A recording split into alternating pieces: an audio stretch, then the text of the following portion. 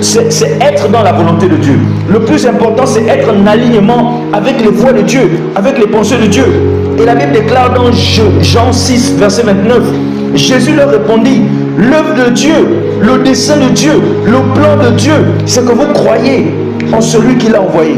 Vous voyez, je mets déjà les bases par rapport à ce que Dieu considère comme étant la réussite.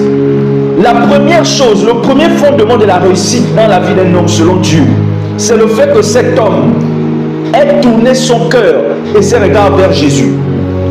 Si, quels que soient vos acquis, quelles que soient vos possessions, quels que soient vos milliards, vos comptes bancaires garnis, quels que soient vos enfants, quelles que soient toutes ces choses, si vous n'avez pas tourné vos regards vers Jésus, si vous n'avez pas reçu Jésus comme Seigneur et Sauveur personnel, si vous ne l'avez pas accepté, si vous n'avez pas écouté l'évangile et reçu l'évangile, sachez que vous êtes déjà un échec, quels que soient vos exploits, quelles que soient les choses que vous ferez.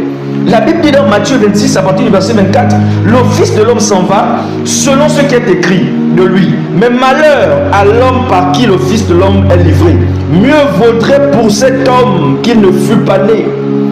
Votre naissance, en réalité, n'est pas un échec. Mais votre naissance devient un échec lorsque vous vivez sur la terre sans vous réconcilier au Dieu créateur.